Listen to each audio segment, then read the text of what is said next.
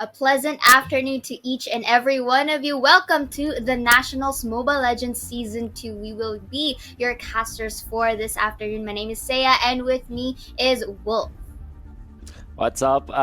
Very exciting matches dahil makakakita tayo ng parang redemption chance para dun sa mga teams na nasa lower bracket. Hindi naman lower brackets but that's the lower part of the standings natin. Hopefully they can get some points, Saya, for now.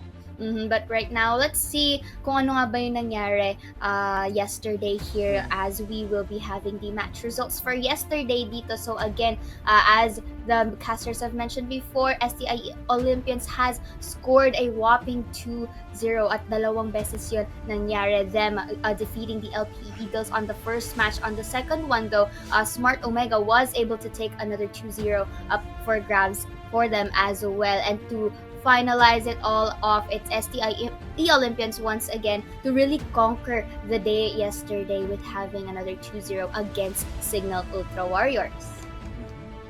Ang masasabi ko para sa STI Olympians, ito yung araw na napaghandaan talaga nila. And this meant na nag-overtake na sila ngayon sa LPE Eagles when it comes to the points. In fact, katay pa nila yung Bren Epro. There could be a chance still na after today, after all of the matches today, baka pantay pa rin yung Bren Epro at STI Olympians just because of the natural matchup ng STI at ng Bren later on. But then again, we don't know. Baka mag-iba rin pala ang mangyari dito. But Seiya, Smart Omega still up top. Now, sa bottom part, yan naman yung mga teams na sinabi natin kanina na baka may chance na ngayon na makakuha ng points. That's Warriors and Emperors having 2 and 0 points respectively.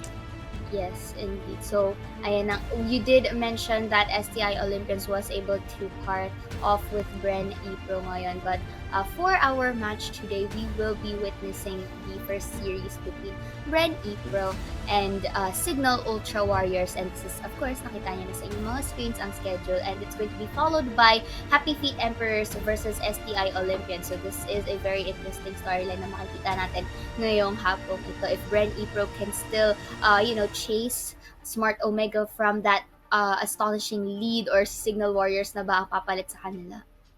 Yeah. I want to say though, for Cignal Ultra Warriors, definitely in-expect natin sa kanila na meron silang preparation against Bren Epro. Bren Epro is a team naman na napakalakas din talaga. And also a team na hindi rin naubusan ng preparation. I know this team, I know the players in it, and I know the coach. They are really, sabihin natin, pinakamalupit sa business natin ng esports, Mobile Legends. Flap TZ, Colleen, Cartesi Few, Rebo, EJ, and Coco. Yeah, so with the addition of Kalina din dito sa roster ng Bren Epro, anything can happen at this point, especially may kanya-kanya din silang, mga kakayahan or abilities in terms of playing the game na talagang that can make the opposing team catch them off guard, ganun. But, we will be proceeding then sa magiging opposing team nila ngayon, which is again the Cignal Ultra Warriors later, as we did notice yesterday na in terms of performance, medyo it didn't really work out well for them, but maybe they will be able to get some scores here. Pero the thing is, Bren Epro is known to be one of the most established teams that we have seen today. Yep. So right now, again, this is going to be Cignal Ultra Warriors. Right now, we have Tujin, Rhea, Imba DJ, Janice Dur, and Ben Sanity. If you are just watching ngayon, or kung hindi ka masyadong familiar na sa bagong brand yan ng Cignal Ultra Warriors, this is an entirely different roster from the previous season. In fact, si Imba DJ, nakapaglaro naman siya sa Cignal Ultra Warriors dun sa season finale ng past season ng Mobile Legends sa The Nationals. Pero isang game lang din yan, isang series lang din yan. And unfortunately, there was a series that they also got ported out of contention. Tapos ngayon, Janus and they're actually replaced two of the important members of Cignal Ultra Warriors of recent months. Kasi in the recent months, ang talagang players ng Cignal Ultra Warriors is Hades and um, and Sujin, sorry, si Hades yung nilalaro as core for Cignal Ultra Warriors. Ngayon ay pinalitan siya ni Janus. So, para sa side ng Cignal Ultra Warriors, this is a little bit of a new thing. Para medyo fresh start para sa kanila sa Season 2 ng The Nationals Mobile Legends. And of course, this is going to be the player comparison for both of our teams. And of course, it's going to be Carl TZ versus Cignal Ultra Warriors' Janus. So both of them becoming the funnel or actually the carry for the teams right here. So both of them, nakikita natin dito, very, they're really showing excellence in terms of their gameplay. And siguro kalala nyo naman na si Carl TZ dito being the prodigy, diba? Sa ating overall league. So it's not, he's not really a new face, rather an established face dito para sa Bren Epro. Pero you know what, let's not discredit Janus. He is showing some highlight plays of his own as well. So makita natin dito if talagang mag-spark or mag-bloom talaga sila dito pa rin sa ating first series ngayon. I want to say that Carl TZ already is established nga, like you said. At isa rin sa mga biggest breaks niya sa competitive scene ay nung naging part siya ng Smart Omega as a franchise that was starting last year off of a team called Finesse when they were acquired sa Smart Omega nung time na yon. They were so phenomenal at Carl TZ tuloy lang, packet lang ng packet yung kanyang skill level. Now for Janus, he actually was part of the professional team already last year. At ang madami nang nakapansin sa talent ni Janus. It's just that he had to kind of step back mula sa professional gameplay dahil kinailangan niyang mag-aral. He had to study first, I think majority of last year and a little part of this year. And now na pwedeng-pwede na siya full-time or at least ito na yung focus niya, we can see that Janus might reach the potential na na inaabangan natin sa kanya. And what better way to actually do that again by actually participating here in the Nationals. Of course, this is again the first franchise-based esports league in the country. So I think this is also a good platform for him to really escalate his skills dito. So tamang tingin lang tayo sa mga members ng Cignal Ultra Warriors right here preparing for the draft na makikita natin mamaya. Yeah. This is the squad of Cignal Ultra Warriors. Kung medyo siguro hindi ganun ka-clear, but I want you guys to look at this guy na top bun ba tawag dito? Nakatali ko yung man bun. Man bun. That's Coach Yeb Meister. Formerly listed as a 6-man ng team, but yung operation naman ng Cignal Ultra Warriors ay it's always been him being the coach, pati na rin yung parang nagsa-scout dun sa mga players. Now, para naman sa side ng Bren Epro, they're having fun and we don't see much ayan, after this huddle for sure. Baka makita natin, mas pata natin si Coach Ducky. Ayan, yung nakatunayan on the right side with the mask on. Might not see him. Si number 9, that's Coach Ducky. Or number 6'9 pala. Si Coach Ducky. And you can see him na I don't know if that is their way para i-boost ang moral ng kanyang mga team, mga players. Well, which siguro is nice naman. Kasi it kind of boosts then the camaraderie of the teams. Kaya nga naman na nakita natin how very synchronized and well, in terms of comms talaga ang sign ng Bren Epro. But you know what, going back here, I like it talagang pinagtutuunan ng pansin ng Cignal Ultra Warriors dito, really talking over it. At least kahit hindi pa tayo nagsisimula. So the preparation of these teams is really highlighted here. So I'm just really excited to how things would pan out for both of our teams. Kasi ang dynamic nito para sa teams ay medyo slower on the side of Cignal Ultra Warriors because that's how they play. Pero naman sa side ng Bren Epro, sila ang pumipili kung kailan nila gusto maging aggressive, kung kailan nila gusto maging slower. But sabihin na natin 75% of the time, you can expect Team Bren Epro to be more on the aggressive side. Para mas gusto nila sila yung nag-dictate ng tempo ng laban and they want to be fighting on their own terms. And yung kailangan nyo abangan sa side ng Bren Epro. Yeah, but for the side of Cignal Ultra Warriors din naman, let's not really negate their comeback potentials kasi that is one of the things that they are known for, diba? So, yeah, you did mention that Bren Epro really wants to be aggressive, which is understandable kasi you really want to get control of the early game as fast as possible nga naman. So, kasi yun din yung isa sa mga strategies na talagang nag-click sa Bren Epro in actually gaining their points in this league. Para naman sa side ng Cignal Ultra Warriors, I think it's just about them really keeping up to the pace na pinibigay ng opposing team nila. Yeah.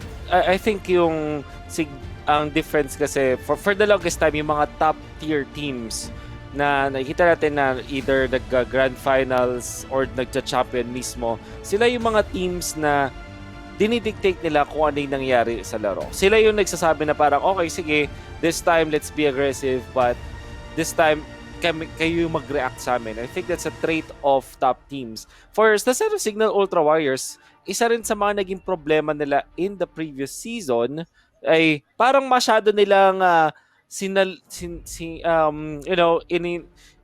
I forgot the term, pero basta tinanggap nila ng sobra-sobra yung pagiging comeback kings. At ang problema kasi doon, parang naghihintay ka na mag-lead yung kalaban mo, tas passive mo lang, farm ka lang ng farm, naghihintay ka lang na magkamali yung kalaban mo. Tas they are so good at punishing their opponents with that. Pero in a way, hindi ikaw yung nagdi-dictate nung laban. And top teams, kung gusto nila mag-grand finals, kung gusto nila maging champion ng isang liga, they should be the ones dictating the tempo of the game. And that's what we can see from Bren Epro doon sa kanilang mga championship runs. Of course, wag na tayo patumpik-tumpik pa, Wolf, as we will be heading on to the drafting phase of our first game of the day and the first series between Cignal Ultra Warriors and Bren Epro. Kaya nga nasabi mo, no, them not really having the dictation or hindi nila dinidictate yung laro for Cignal Ultra Warriors. So, ang nangyayari is nagiging complacent sila. They're placing themselves in a soft spot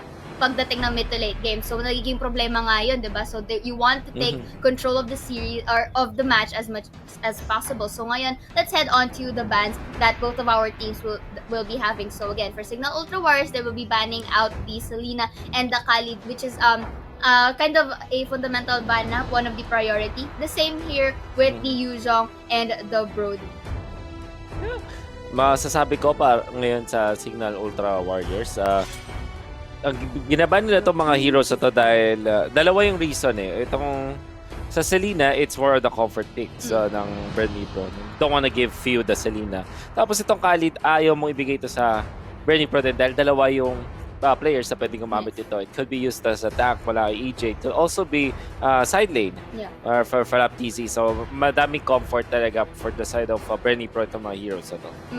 Para din sa Bren Epro, no, not really letting Cignal Ultra Warriors have a hand with that Brody pick. Siyempre, isa sa mga napaka-sturdy heroes that we have, even though he was released recently here. At the same thing with Yuzhong, you can't really deny the backline potentials din ito, especially the mobility. You have to consider that lalo na kapag you would want to go in response with any ganks if you are in a farther distance. So Yuzhong can really complement with that, and as well as the Hilda pick. So this Hilda ban, however, is very nice for Bren Epro kasi we see the early game aggression coming in from this specific hero kasi syempre going in the brushes regains you a certain amount of health. So kahit i-poke, you will still have it even if you're not using your own health into the early phases of the game. And also invades are very possible kapag ginagamit ng si Hilda. Now, we go into the pick. So Vendetta for the Cignal Ultra Warriors here for their first pick. Para naman sa Bren Epro, it's going to be the Jawhead and the Farsa.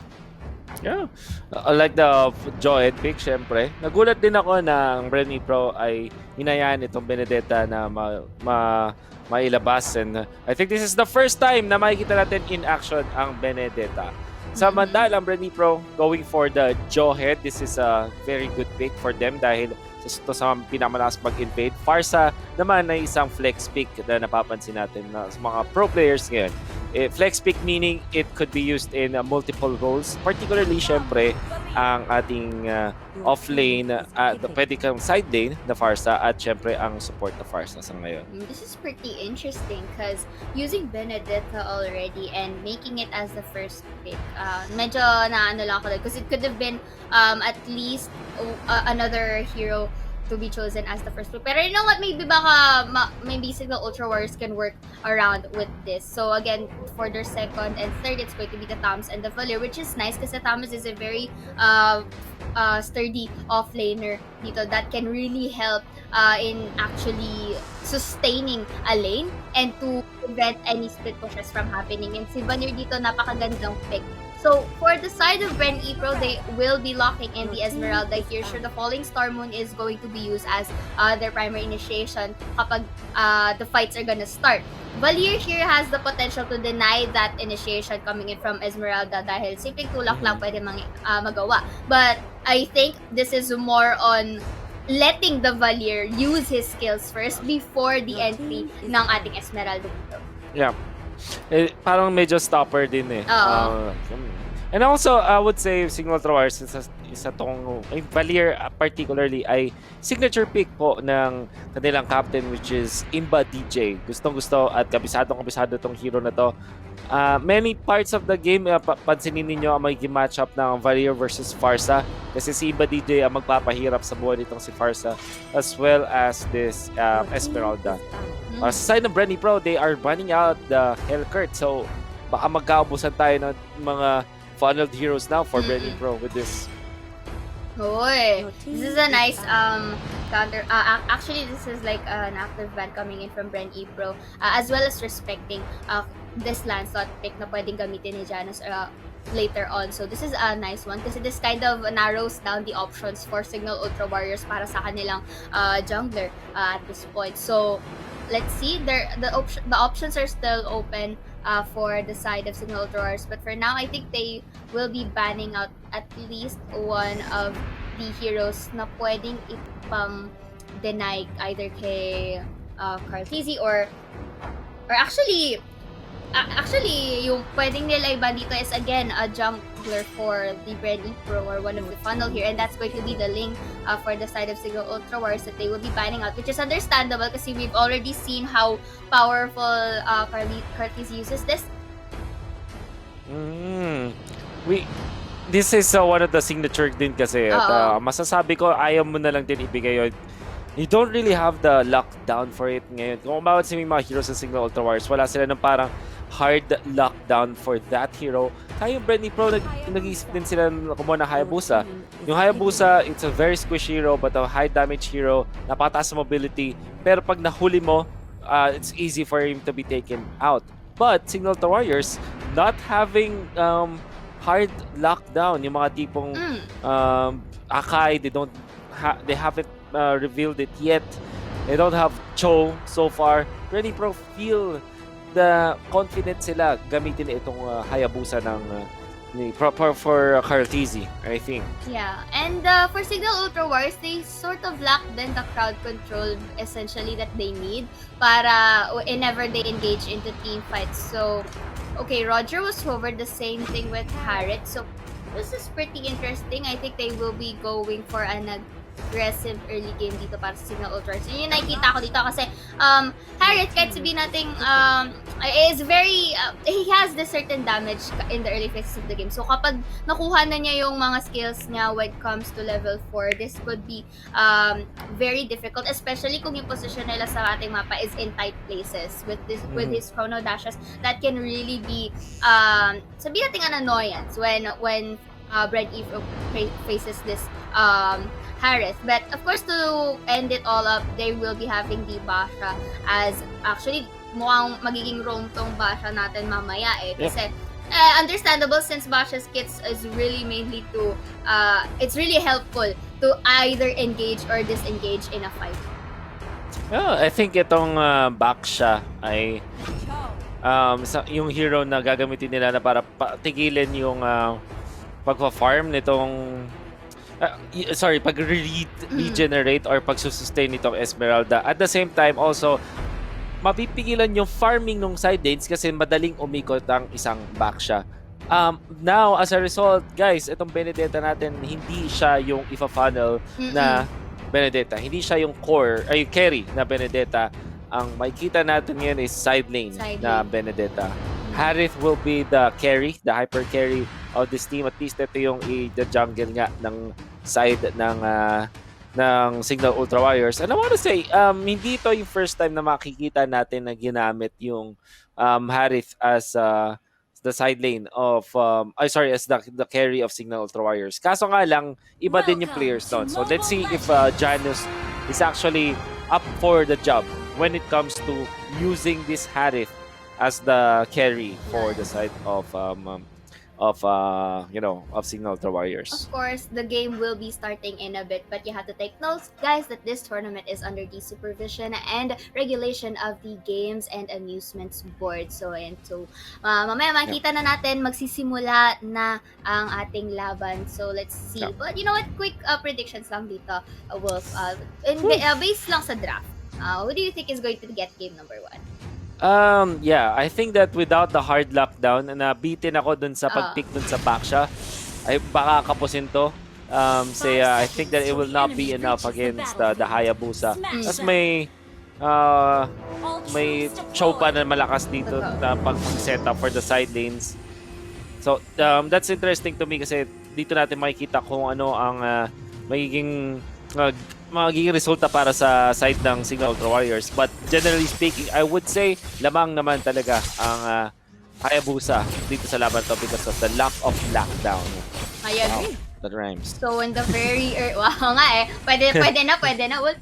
Pwede. Pero going back tayo dito sa ating game, no, a lot of people having a 3-man composition here onto the middle side of our lanes. Tamang pokes and harass there na ina-exchange nila dito. But of course, the priority is going to be the resources na they can take right here. So looking at this right now, Carl TZ is opting for the purple buff here, but it's not really going. It's going to be at least reset by the Cignal Ultra Warriors here, trying to deny that buff. Pero tingnan mo dito sa baba, they're really inflicting some damage to Flap TZ here onto the bottom side. But it's not going to happen. There's not a lot of action happening on our side lanes here because basically both of our teams are really needs to get their economies right first before engaging into team fights. Pero muntika na si Carl TC doon. But you know what? The first one is going to connect here with Farsa getting that first kill, really taking off Imba DJ off the bat right now. And hindi pa sila matatapos. Benedetta here will be having the avenge as he will be taking down one pero bababa ang kanyang health and the company of Bren Epro will be having that trade.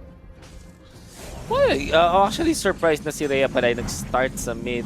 I think he's kind of a little bit of a utility role ngayon. Yung back siya yata yung side lane for Cignal Ultra Warriors. It might be the one that I'm mistaken with, but yeah, it is. So, ang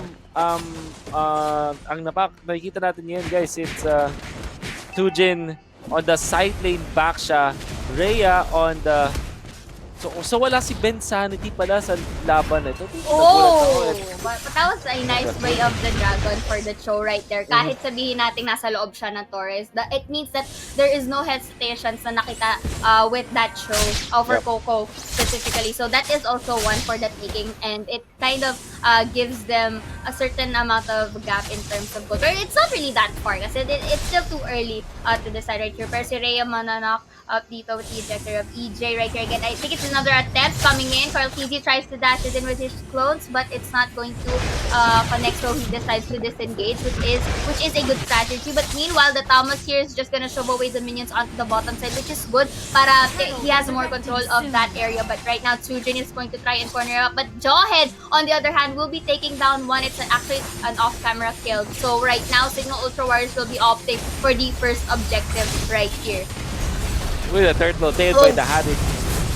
Falling Star Moon, however, is gonna go inside right there pero mananok up both sides. The members of Cignal Ultra Warriors and TC will be trying to go in, but it's not gonna connect to anyone, and Few will be using his Phoenix to disengage. So that was a little bit close for Cignal Ultra Warriors, pero they still were able to get that turtle, and that is looking pretty good in terms of their economy.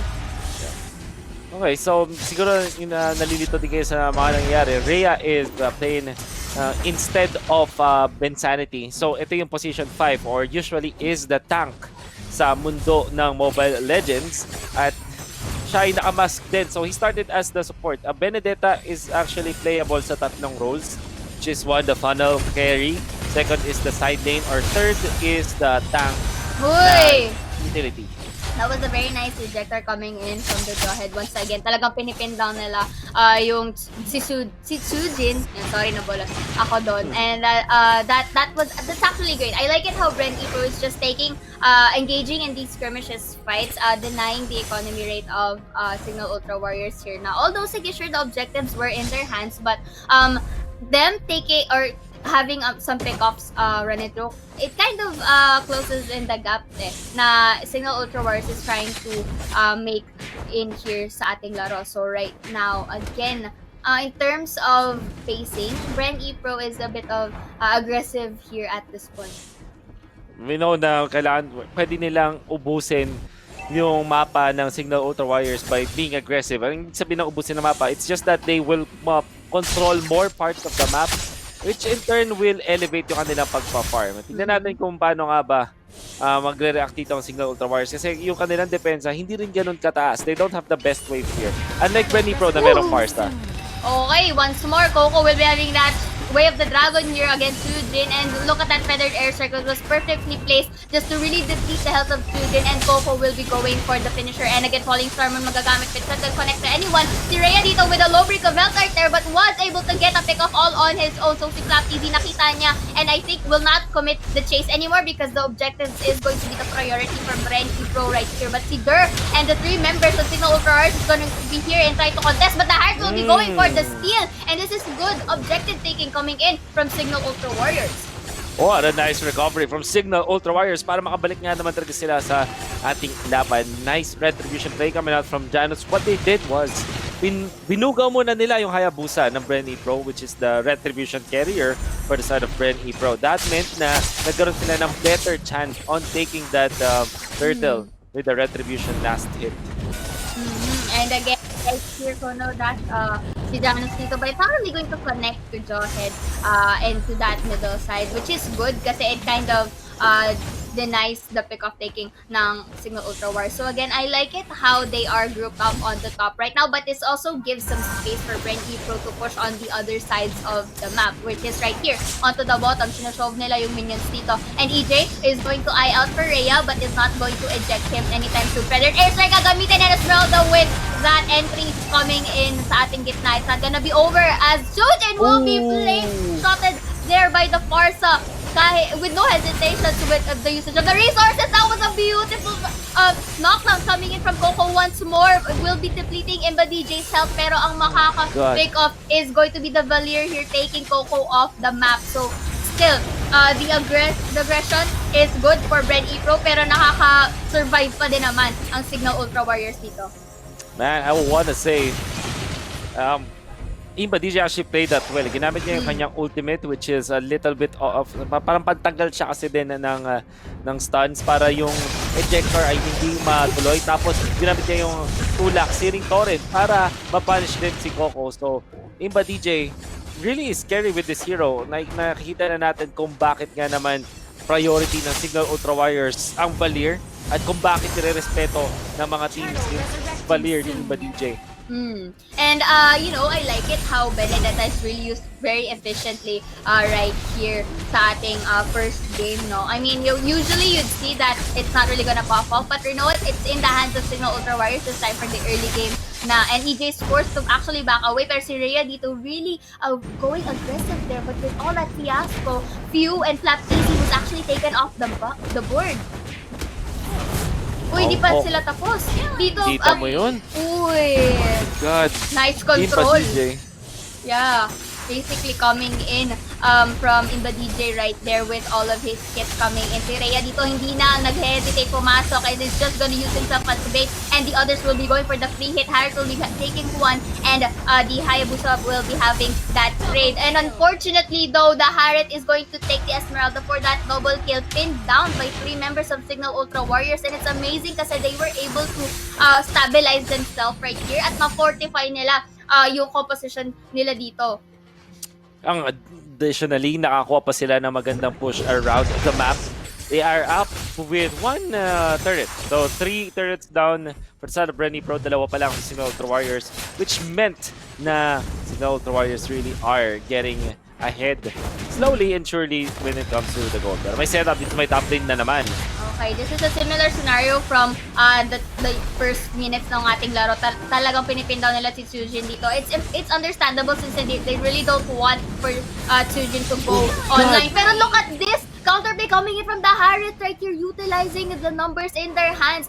Basically, nagpa-bait lang dito si Baksha right here with him having that very low amount of health para they will be going onto the chase. Man, Bren Epro are surprisingly losing the skirmishes against Cignal Ultra Warriors, and Cartesi just lay in with Cignal Ultra Warriors. Tingnan natin, mukhang i-go nila si EJ or maybe not. Cignal Ultra Warriors are really doing a great job punishing Bren Epro. Parang kabaligtaran yung nangyayari. We know as Bren Epro sa team na rarely magkamali ng calculations nila when it comes to taking down their opponents. Katulad nung kay Tsujin, sa may top lane, but Cignal Ultra Warriors ngayon, yung parang sila naman yung mas kalkulado ang galaw. Dapat sa Bren Epro. I think at this point, nakikita nga natin since that similar scenario is nangyari na for the 3rd time, I think they're a bit committed talaga doon in taking down Tsujin. Not really realizing na meron pa into the other sides of the map. But speaking of this, the Lord is going to eye-out both of our teams. Imba DJ with that low break of health, Cartesi again for the entry, taking them down off the board. So again, this is good opportunity now for Bren Epro to take the Lord. But I guess, gusto nila na mawala muna at least 2 o 3 members ng Cignal Ultra Warriors bago sila mag-Lord take. And this is looking pretty good kasi the feathered airstrike basically is showing them a way into the Lord area para nga makuha ni Esmeralda at ni Cartesi dito ang Lord and the objective 6. So they're trying to compensate the losses that they had with the objectives, at the same time the economy, kasi the more that they have the map control right here, it just means that they have a lot of space to work with. I'm actually surprised how Bren Epro did it. Ganyan, binibigyan tayo ng lesson ng Bren Epro kung paano mag-take ng Lord. Just one, nag-poke muna sila sa kalaban. Meaning to say, binawasan nila yung mga HP bars ng kanilang kalaban as much as they can. Spacing is key for that. At syempre, yung fact na meron silang Farsa, mataas yung priority nila sa hero na to eh. Kasi alam nila na pwedeng nila gamitin sa mga ganong situations. Second is, on how they were able to find a pick of first. At nung nalaman nila, nakita nila na yung main damage dealer, at least yung main playmaker para sa Cignal Ultra Warriors, which is the Valier, ay namatay na. Doon nila ginawa yung Lord at uncontested, technically speaking, dahil sa mga micro-movements ng Bren Epro. Yeah, and the fact that the Bren Epro was able to really switch it ng ganun kabilis. Kasi usually, you would see that it takes in a very slow pace before going back and turning the tables around. But Bren Epro doing that by just taking the Lord is really commendable for them. But right now, look at here. We are now seeing some pressure and split pushes coming in from Bren Epro, and they're not really engaging that much kasi they don't want to have casualties on their hands. But look at this. Maikit yung Tsujin dito with the feather airstrike, and a lot of CC coming in from Bren Epro, and you know, Esmeralda will be taking that pickup coming in sa kanila. And this is not yet over because look at this. It's going to force now Cignal Ultra Warriors to stay into their turf. Meanwhile, Bren Epro has a lot of free time here to get all of these economy na nasa side nila. Get EJ trying to go for this! Police Farmer papasok kay Imba DJ to deny him from going into the fight, but the Tamos, you know what, will be taking EJ off the board, and this is a trade coming in for Cartesi, just going in for that entry. Walang hesitations kahit may Torre na nakatayo, and this is already exposing their bottom side. Feathered airstrike once more will be used. Tamos will be going into the Farsa, but will be heavily protected by the members of Bren Epro. Hindi pa sila natatapos. Falling Star mo dito sa baba, taking down the Valier, one of the carry ng ating Cignal Ultra Warriors. But look at Sarah will be going for the Chrono Dash in. Will be having a lot of damage inflicted upon Bren Epro, and this forces them to back away and just take Sujin at least for the kill. Way of the Dragon is going to finish it off. God, the micro plays coming out from Bren Epro. Doon natalong Cignal Ultra Warriors. Their macro was good. Masabi ko para sa Cignal Ultra Warriors, whatever they're doing in the early stages and up until the mid stages of the game, it's actually very good. Bakit? Dahil maganda yung kanila nakukuha out of it. They're winning, they're controlling the map. However, when it comes to the micro outplay, lalong-lalo na nagkaroon ng movements before the Lord take, doon na nadali ang Cignal Ultra Warriors. That wonderful siege from Bren Epro. What do I mean by siege? Yung unti-unting pag-push ng Bren Epro, like ushering the waves from the bottom part. Tapos, yung pag-take nila ng turret sa baba, ginagamit nila yung Feathered Airstrike not to kill or anything. Kahit yung Falling Star Moon, ginagamit nila pang bugaw lang. All they need to do was just to shove or, i-poke yung Cignal Ultra Warriors para din naman hindi na makaporma yung Cignal Ultra Warriors at sila yung makapag-push. But this can be a good opportunity then for Cignal Ultra Warriors to utilize how the good performance of Janus is with his chrono dashes and with his initiations too. Kasi nakita mo, he has that follow-up damage eh. Ang nagiging problema lang is how they initiate the fight. Kasi as you mentioned, Bren Epro is slowly taking control in terms of the fights na nangyayari here. So right now, they can utilize the Harith if they are able to at least contain Bren Epro and forcing to pick off one of these first-year members of Bren Epro. I want to say, Rhea, di na ganun kaganda yung lack of valid tank ng Cignal Ultra Warriors na supporting role. Yung tank nila is sa back siya, which is the core, na kailangan din naman mag-farm, mag-output din ng damage for Cignal Ultra Warriors, and this is definitely bad for them. Tingnan natin kung paano i-take ng Bren Epro yung Lord ngayon. As like what they're doing kanina.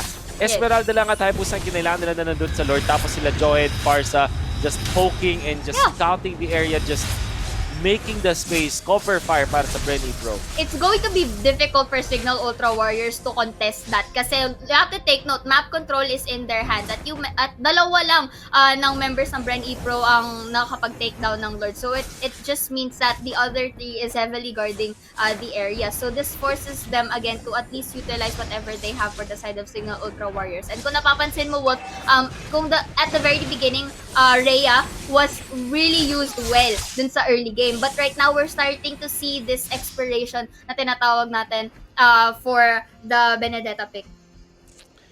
Unti-unti na nga. Well, there's execute. So at least pwede siyang panggulat nga naman ng Bren Epro. So bago pa siya makalapit, napupok na siya ni Few. Few is just a masterful Farstar right now dahil ang dami niya nagagawa for his teams. Just poking, just dealing the damage bago pa makapag-engage ang Cignal Ultra Warriors. Lord will be having the entry here onto the base. Falling Starman gagamitin, but not gonna connect to anyone. Figure right here was injected by EJ, but you know it's not gonna make much of a damage. Feathered Airstrike gagamitin dito to actually poke away the members of Cignal Ultra Warriors right here. They are opting for a kill right here instead of the base. EJ with a low HP, but the Farsa is gonna finish him off the bat. Esmeralda, hindi siya matatapos. He get Falling Starman for the second time around dito sa ating base. Feathered Airstrike gagamitin muli dahil cooldown is already up right here, but the Heart is going to have an exchange, but it's not enough as the members of Cignal Ultra Warriors will fall down, and this game number 1 is going to Bren Epro.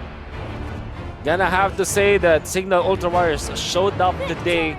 Interesting strategy at nakita natin kung paano nila kinontrol yung early stages. But Bren Epro was the better team talaga. Mas maganda yung understanding nila no mismong laban. Alam nila kung kailan sila mananalo. All they had to do was just to poke their opponents, magbigay ng fire para kay Cartesi, and naturally dahil walang hard lockdown na makikita natin mula sa side ng Cignal Ultra Warriors, na hindi na rin na-control yung ating Hayabusa, pati na rin yung Esmeralda. The two cores, yung ating TZ connection niya, Flap and Carl TZ, freely hitting sila. Wala silang problema sa mundo kasi walang hard CC coming out from Cignal Warriors. I agree, and here this is going to be our post-game stats right now. With the Valier was actually doing pretty good, pero pagdating nga naman ng mid to late phases of the game, nade-deny niya siya ng either na Esmeralda natin dito or actually even the Cho as well with the Way of the Dragon. So we were seeing that during the mid phases na to where Bren Epro started actually escalating. So Sujin was doing a good job in terms of roaming. It's just that yun, in the first two skirmish fights, nako-corner siya ng Farsa and Cho sa top. And I think the one that I really have to commend for the side of Cignal Ultra Warriors is basically the Harit kasi meron siyang follow-up damage and the counter plays that he was able to perform. Pero for the side of Bren Epro, no, really winning out the rounds. And you look at this, they really took their time. They weren't really in a rush to get that aggression. Kasi early game, napunta sa pacing ng Cignal Ultra Warriors. Pero nabawi nila yon when they started to give space to Carl TZ. Say, on the side of Cignal Ultra Warriors, pwede nilang i-shrug off din itong game na to. They played well. At nagpakita rin sila ng kakaiba nilang strategy. They did not put Ben Sanity in the starting lineup. Nilagyan nila si Rhea dun sa quote-unquote tank role. At ginagamit din po yung position 5 role na yun or yung tank role na yun si Benedetta. We can see the highlights how Cignal Ultra Warriors managed to win some parts of the game by their sort of aggression. Yes. While Bren Epro, kita mo naman, the thing with Benedetta, you can really go for outplays. But I feel that it's actually few who gave Bren Epro a big control of the comeback yung game natin. Really placing the feathered airstrike again to poke and shove away the members of Cignal Ultra Warriors whenever they're doing the objective plays. Pero dito nga again, nako-corner si Tsujin dito sa taas. Way of the Dragon plus feathered airstrike combo is really heavily utilized here. But I think this is the part where they are trying to contest the objectives here but hindi ganun nako-connect yung skill sets ng Cignal Ultra Warriors dito at ang nangyayari is na-outplay sila ng Bren Epro. For Cignal Ultra Warriors, what they're doing is great, lalo na yung mga bait plays. Pero nung nagkaroon na ng moment na ang Bren Epro ay may control na nung laban, this flame shot. By the way, turtle fights are in favor of Cignal Ultra Warriors and that's good for their team. And like I said, ang ganda nung kanilang pag-control sa early parts, sa mga unang parts, but Bren Epro was able to recuperate. And maybe we'll see that later. I like the aggression from Cignal Ultra Warriors. I think na wala naman silang maling ginawa. It's just that na-outclass sila ng Bren Epro in the end. And basically, for the side of Cignal Ultra Warriors, I think it's just about how they could have utilized the potentials of the Harit dito kasi he was the carry. So, positions then has to be considered here. Pero this is the fight wherein Sujin was able to bait out Coco from being a bit of greedy there and Harit will be taking that kill. But dito, I think Carl TZ was able to create some space for the team here. It's just that Janus was able to abuse the low HP na nakikita natin dito for the side of Bren Epro. I'll see the movements from Flapizzi, kung paano yung ginamit yung walls, pati na rin yung Cyclone Eye to get out. It was nothing, ang ganda na nga nung sa combo din ng Cignal Ultra Warriors, it's Harith Benedetta, the ultimate, sana. It's great combo with the Zaman Force, but hindi natin nakita yun of this game, kasi nga naman it's risky. What I really feel that's lacking para sa Cignal Ultra Warriors is yung respect dun sa Farsa. Kasi kung titignan mo yung mga nature ng heroes ng Cignal Ultra Warriors, it's either parang mid-range or melee. Kaya naman etong si Few on the Farsa, bago pa lang makapag-engage yung Cignal Ultra Warriors, nabawasan na niya. In fact, look at the hero damage, 121,000. Because he's always there, poking and lowering the HPs of their opponents. Which is a very vital role for Few right there. Absolutely. Kasi if you are able to deplete that health, it's going to be very beneficial whenever Bren Epro is going to initiate the fights. Kasi they don't really have to worry much about the pickoffs kasi bawas na eh. So, kukonting resources or kukonting skills na lang ang kailangan i-dish out ng Bren Epro to successfully win in our team fights. Gonna say, para naman sa Cignal Ultra Warriors, all they need to do come game number 2 is mas aralin lang yung composition ng kalaban natin, yung mga innate weaknesses nila. I guess the two things ang pwede nating sabing kulang dun sa draft, which is one, yung long range reach potential, and second is lockdown, kasi yun yung na-abuse naman ng Bren Epro. And Bren Epro, of course, continue doing your abuse of the draft Kasi we know this, Bren Epro is such a good team. Kahit yung coaching staff nila ay malupit and they're a scary team to face up against you. But we will be seeing if they are able to adjust to that come game number 2. But for now, we will be right back onto a short break. Again, we are your casters. My name is Saya. This is a Wolf. Don't go away. At nagbabalik tayo muli dito sa The Nationals Mobile Legends Season 2. This is the first franchise-based esports league in the country. At muli, matutunghayan natin ang game number 2 between Bren Epro and Cignal Ultra Warriors. Kami ang magiging casters nyo for this afternoon. My name is Saya and with me is Wolf. And we saw that previous game na nakakita tayo ng steady control para sa Bren Epro. At syempre naman magandang simula din sa Cignal Ultra Warriors. It's just that hindi nila natapos. Comment na sa side ng Bren Epro. Siguro nagtataka yung mga tao bakit parang may control pa rin sila dun sa laban kahit pa medyo nalulugi na nga sila because of the early game centric lineup of Cignal Ultra Warriors. Yung draft ay naturally naging in favor na lang din ng side ng Bren Epro. Nung bandang late game na kasi I want you to look at two things. Una dun sa Farsa, dahil yung pag-engage sana ng Cignal Ultra Warriors ay kailangan pa nilang lumapit dahil meron silang Benedetta, meron silang Harith na alam mo yun, hindi naman ganoon kalayong range. Naging advantageous yun para sa Farsa kasi mas malayo yung naabot niya. Second thing na gusto ko din na i-point out Saya is lack of lockdown, di ba? It rhymes. Yes. Lack of lockdown for the side of Cignal Ultra Warriors. It meant na yung Hayabusa at Esmeralda ng Bren Epro ay nagka-free game din nung late stages na. Oo, and yun nga, yung Forza dito I think is one of the vital plays talaga. Ang gumawa talaga ng vital plays for the side of Bren Epro. Kasi him really shoving the members away, denying that objective take pagdating sa Lord. Kasi the turtle takes were very advantageous para sa side ng Cignal Ultra Warriors. Hindi nga lang nila nagawa muli yun come the Lord taking na talagang ni-utilize na ng Bren Epro. So I think this is more of adjustments for the draft para sa side ng Cignal Ultra Warriors. Kasi you mentioned they do need the lockdown talaga and that amount of crowd control. Kasi okay, sure the Baksha earlier had it. Meron naman siya. Meron siyang certain amount of control na naiibibigay. It's just that it's lacking na it could have been, could have been a better draft if Cignal Ultra Warriors considered another hero sa kanilang pools during game number 1. And of course, with this being said, Wolf, we are going to head now sa drafting phase of our game number 2 first series between Bren Epro and Cignal Ultra Warriors. It's gonna be Bren Epro the blue side this time, which means sila naman yung first pick. At sa Cignal Ultra Warriors on the red side, sila naman ang second pick. Kasi ang makikita natin na bans from Cignal Ultra Warriors baka yung triple B nga na Benedetta, Barats, and Brody.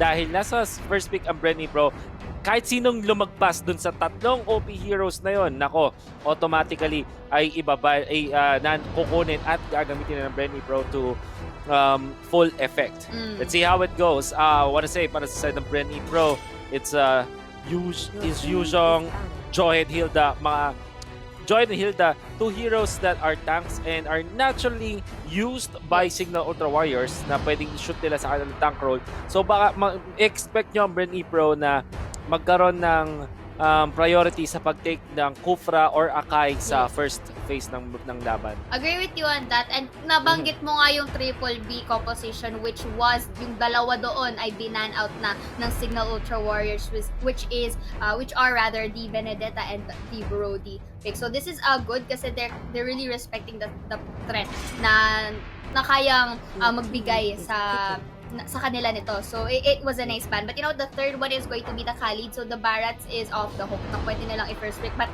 as mentioned, I think a Kufra or the Akai is going to be a good first pick for Bren Epro. But, if they are going to do this, it means the Barats pick can be hovered for Cignal Ultra Warriors. The question is, hindi. Actually, there's no question anymore. Kasi yun na nga, gaya nga na sabi mo, Barats was free to pick at yun na nga ang magiging first pick ng ating blue side.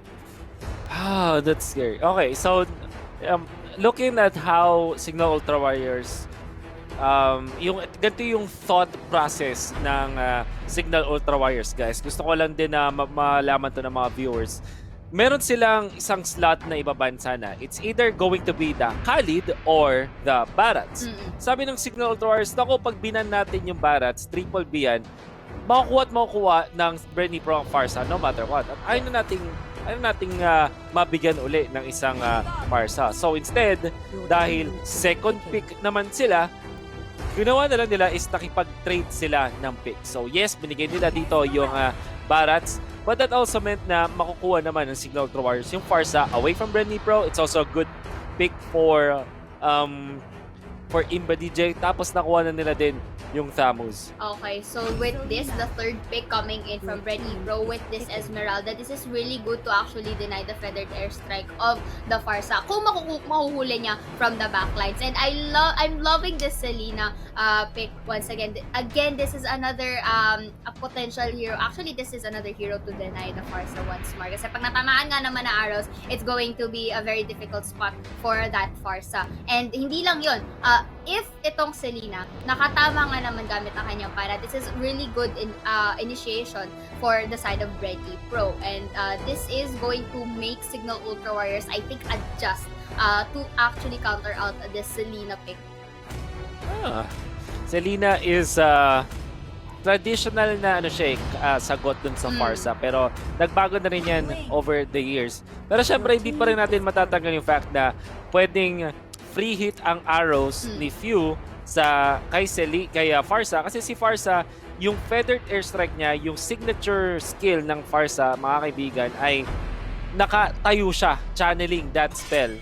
At syempre, free hit yun ng pana if Few is gonna be good at the same. At alam naman natin na ang isang Selena ay sa mga favorite picks ni Kuya Few. Alright, so the third pick coming in from Cignal Ultra Warriors is going to be this Sling. I think this is also a deny pick coming in from, against Bren Epro. Kasi nga, we did already see, kumbaga automatic na yan eh. If Ling will be falling into the hands of Bren Epro, it's really going to escalate by tenfold. So, ngayon, for the bans, yung fourth bans ng ating team is the Lancelot and the X-Work. The Lancelot ban is good kasi yun yung kinakailangan ngayon ng Bren Epro sa lineup nila eh. They also need the jungler to complete the composition, and I think Lancelot could have been a good pick for them. So this is nice coming in from Cignal Ultra Warriors, but at the same time, the X-Board ban coming in dito sa Bren Epro is also nice kasi this also deny. It's a good deny.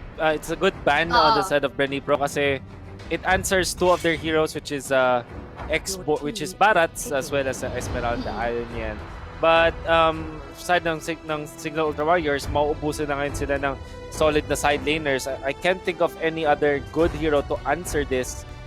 Baka mag-Valir nga lang ang Cignal Ultra Warriors. I think that they need more when it comes to dealing with this Barats. Tas yung Farsa, gamitin na nila as side lanes na lang. Patchy. Kasi valid naman yon sa meta na meron tayo ngayon. Mage side lanes are valid now. Totoo, because this is also nice kasi Cignal Ultra Warriors having the Farsa pick also has this level of versatility din eh. So pwede silang mamili that if this Farsa is going to be onto the mid or onto the side lanes. Pero as you mentioned, it is more recommended sa kanila na going side lanes itong Farsa kasi they also need another burst para sa Cignal Ultra Warriors to really have that lockdown. Pero you know what, they will be picking out the Baksha pick once more. And baka siya make sense naman kasi ito yung anti-Raso state. So it's also an answer. I like it actually. Bakit? Kasi meron yung kanyang nature as a hero is anti-regeneration siya. So ano ba ang mga regen-based heroes dito? It's the Barats and Esmeralda. At Bren Epro really confident with the Kufra Claude. I like it a lot. Kufra answers the Ling. Claude answers the thumbs in a way. Yung Farsa, pwede rin siyang mag-dive kasi meron siyang BMI. Pwede niyang puntahan sa may backlines yung Farsa at tapusin agad yun. So, it's the opposite. It's the answer. Di ba katulad kanina dun sa game ng Cignal Ultra Warriors, wala sila ng malupit na pampunta dun sa may backlines. But Bren Epro, now they have an answer. 1-1 gonna be picked up by Cignal Ultra Warriors. This is an answer to the Barats. Mga kaibigan, ang number one na sagot sa Barats ngayon na iniisip ng mga professional players ay ang 1-1 because of two things. Seiya, una is 1-1, gusto niya yung mga makukulit na heroes. And Barats is isa sa mga pinakamakulit na heroes. Yan. Tapos si 1-1 pa ay merong invulnerability frame. Yes. Yung kanyang ultimate, which is the crossbow dam, pwede niya gamitin para ma-dodge yung the Detona's Welcome, which is yung gobble up niya nung ating Barats. So pwede niyang iwasan yan. Tapos meron din siyang crowd control immunity if used properly. So it's a good pick actually from Cignal Ultra Warriors. Actually, also the 1-1 is one of the answers din na long range hits na naging lackluster during game 1. So let's see if this composition for Cignal Ultra Warriors is going to work out. Kasi for the side of Bren Epro, nakikita natin that this is one of their fundamental drafts na with the Claude Kufra tandem as well as the Esmeralda to be used in play. Ang naging plus nga lang dito is that they do have the Barats now. We did already witness that they are using this hero, especially kapag nagkakaroon tayo ng team play. So it's just very interesting kasi draft-wise, both of them are really on par at this point. So ang malalaman lang talaga natin dito who gets who first as we are going to proceed into the second game of our first series. And of course, this tournament is under the supervision and regulation of the Games and Amusements Board. As we can see, Seiya, ang setup ng pares sa teams natin, merong magsisimula sa mid. Rhea is still playing as a tank. Iba DJ yung ating Farsa. Janus the core or Cignal Ultra Warriors. Wala naman side ng Bren Epro. We got the Funnel Claude na nakita na natin yan kahapon. Actually, played by Smart Omega at GZ. Sabi ni Cartizzi, sige, papakitaan ko rin kayo ng sarili kong pagkagamit ng Claude. It's actually really good in a way. Walang ganun kataas na lockdown din naman ang Cignal Ultra Warriors. It could be instrumental sa pag-snowball ng Bren Epro if they do find the opening. But Uy! Kamuntikan na si Feudon. Who knows that backshot skill. Buti na lang nakapag-dash away siya into safety. But you know, that is good because it kind of really gives them time para magkaroon ng kahit konting gap. And the fact that both the Forza and the Baksha is poking the Cooper here onto the middle lane, again, it gives them space. It gives them space to rotate and get some economies dito sa turf ng Bren Epro to deny that scale of resources. And speaking of deny, looks like Rhea might be cornered by two members of Bren Epro right here, but Imba DJ is going to be in the vicinity as well. Masa-stun, but there's not gonna be any follow-up kasi you don't wanna enter in a very risky situation. Syempre, this is early game. You don't wanna give the casualty to either sides of the team. And actually, wala pang casualty tayo nakikita. Cignal Ultra Warriors are winning against this. Oh no. Oy, but look at this with that damage coming in from Q and the Flame shot to finish it off, and Ling is going to go for that trade, and this is going to force Bren Epro to back away. And Sujin actually is offsetting this dahil ang ganda no kanyang I think that it's favored kay Sujin yung flash yung lane sa top. It's 1-1. Very rarely nakakita tayo ng mga heroes na nananalo sa 1-1. Folks onto the bottom side, which is good kasi it kind of gave the Claude to get all of these resources sa ating baba. But right now, they are opting to take this turret and loving how they are harassing Dur right here sa baba. And Flap Easy with no hesitations to go in. Sis with Coco, good hiding spot right there onto the brush area para hindi na naman siya mag-pick off ng tatlong members na nasa top. But you have to take note, 3 members on top leave space for the objectives doon sa baba, in which what Bren Epro is doing right now. So objectives will be coming first. Let's see if the contest is going to happen for Cignal Ultra Warriors. It's like Janus is there. Oh, who got the turtle there? The Thames will be taking down one member of Bren Epro, not taking one, but taking two for their side. And look at this, EJ will be flickering out with the low break of the health, but the Farsa is going to take him down. And this is actually looking pretty good for Cignal Ultra Warriors. I'm not just sure kung sino ang nakakuha ng turtle doon, but regardless, the play coming in onto the turtle side really worked well for Cignal Ultra Warriors. But ang magiging consolation prize na dito could have been Link.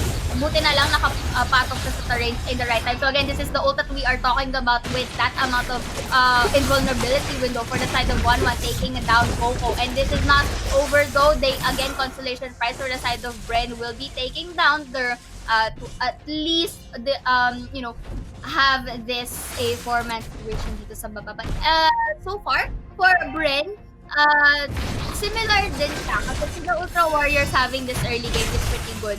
So it leaves them giving space once more to Carl Easy to escalate further.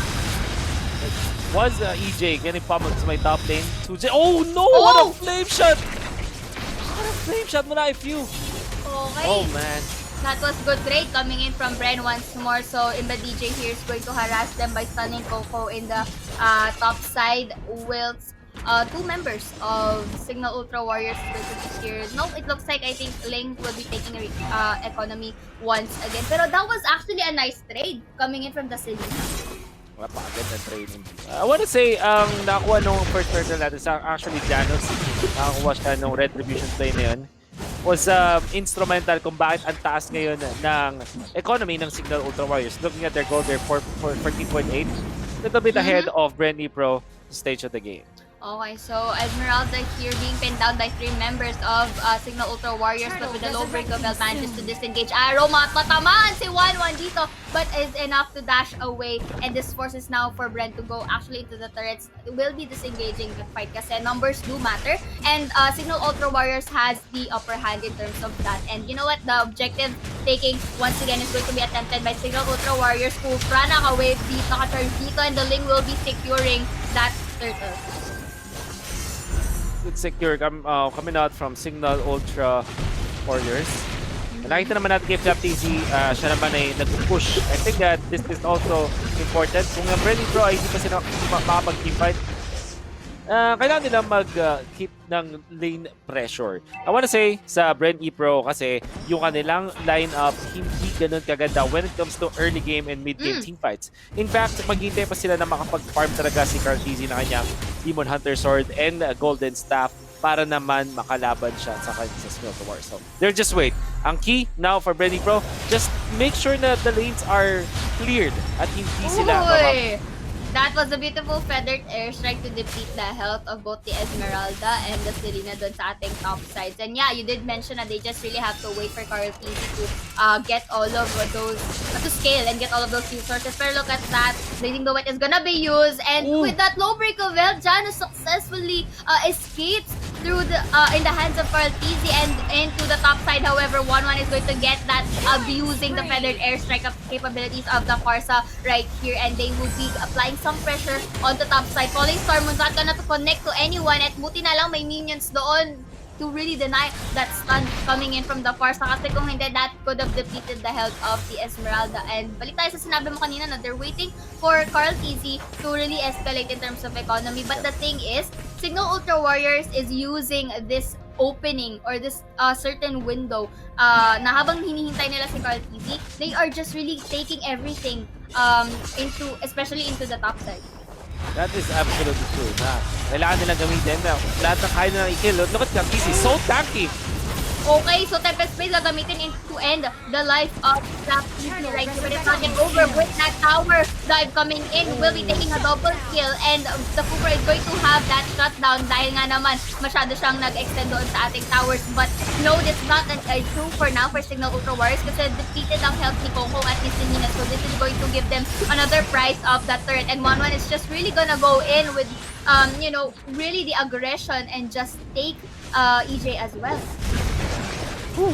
Bren Epro really losing these fights dahil yung Cignal Ultra Warriors taking advantage of what you just said in combination to what is the nature of Bren Epro's lineup. Hindi pa talaga kayo lumaban until touch time na may Demon Hunter Sword at Golden Staff na itong si Claude. Tapos siguro second tank item for the Barats. Doon na sila pwedeng lumaban. But before then, hindi pa kaya ng Bren Epro. And Cignal Ultra Warriors, I like the fact that they're asserting their dominance. Kung ano man yung lakas ng kanilang lineup ngayon ay take advantage nila. Barats is going to gobble up one of the members there and will be having that shutdown here. So this is a good opening na for Bren Epro to go for some fights, but you know they will be taking the objectives instead. And let's see, Janus is gonna enter in with his skins right here, taking down Q, which is a good priority in terms of target templates. Pwede gagamitin dito kay EJ. Let's see if Chujin will be having that finish and is going to force Flap Easy to disengage. Hindi pa siya tapos, however, eyeing out with Carl Easy. Carl Easy will be taking Rhea, but look at this, how tanky Rhea is. Enough for the 1-1 to go take that triple kill. At hindi pa siya tapos, the Barrets will be having that shutdown. However, this is good because the bounty that was with 1-1 is a nice taking for that Barrets. We can see na ngayon para sa Cignal Ultra Warriors, nakakuha na din sila ng side lane no push. 5 turrets down para sa Bren Epro. That's really nice. Sabihin na natin namatay si Chujin, pero bago siya namatay, naka-triple kill muna siya. That included a kill onto Carl TZ. Yes, na-shutdown siya, but the overall result for Cignal Ultra Warriors ay napakaganda. 3 kills, tapos wala nang inner turrets ang Bren Epro to my top lane and bottom lane. I think that's wonderful for Cignal Ultra Warriors because lilit na ang mapa para sa Bren Epro. Tignan mo si Cartesi, nasasaktan na rin mula kay Rhea. Yes, indeed. Correct. Arreo is going to disengage. Pero magagobble up dito ni Flap Easy right here, feeding them down into the corner. Smeldo will take it well, but the Tempest Blade na gamitin dito into the inner corners of the middle side, but will cost him more amount of health, and 1-1 will just finish it off with the Cupra taking him down. Flap Easy is going to be pinned down here with the Feathered Airstrike, and a lot of CC coming in from the members of Cignal Ultra Warriors, and I love it how Sujin is just utilizing 1-1 here, really being online and being taking down most of the key players of Bren Epro. I like this. I like this a lot. And big push from Cignal Ultra Warriors that hindi na sila mapipigilan. Ngayon, if you're looking at the Bren Epro lineup, can they still really defend this? It's definitely difficult. Dalawa ang masabi ko na nasa 20% chance na ang comeback ng Bren Epro. 80% Cignal Ultra Warriors would just take this. Dahil dalawa na ang course na online with Cignal Ultra Warriors. Things as well as 1-1, they're good in the late game. For Bren Epro, yes, they do have the Claude, but it's not gonna be enough against 2. Meron silang Barrett that could be good. But the main thing na hindi natin nakikita sa Bren Epro is that long-range wave clear. Yes. Maybe the only wave clear that they have right now na valid against the push of Cignal Ultra Warriors is the Barrets. Mabilis talaga ang wave clear sa late game ng Barrets. Let's see how Bren Epro can utilize that factor if they still want to win this game. Another thing that we have to consider is as well this Carl TZ is taking a bit of time in terms of him getting all of these economy, but you know that it is understandable kasi nga naman ang nagiging priority na Cignal Ultra Warriors dito is basically him.